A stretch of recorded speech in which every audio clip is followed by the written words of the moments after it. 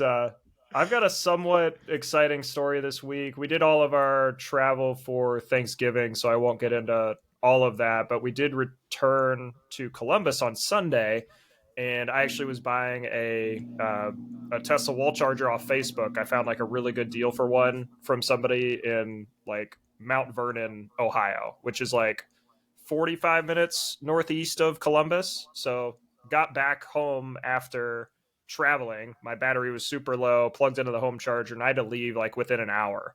So I hopped in my car and only charged up to like 28%. And I was going 45 minutes away, like in an EV. So I'm like, I could probably make it. So I just hopped in my car, didn't really think much of it. And then it said I was going to arrive with like 8% or something like that, like outside of Columbus, like more rural area.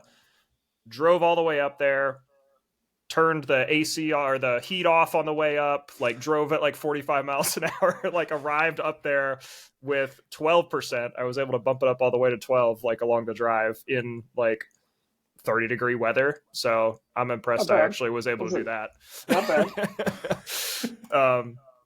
And then I was up there and I'm like, there's no chargers up there at all. There is like zero fast charging infrastructure up there. So I drove another 20 minutes from there with 8% on my battery to the Mount Gilead supercharger, which is like halfway to Cleveland at that point. So I like drove even farther away from my house to get up to the supercharger.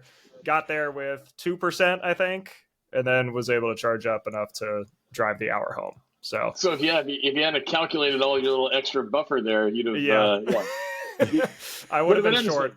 Would have been short. So yeah, that was my probably most exciting, for the wrong reasons, EV trip I've had recently.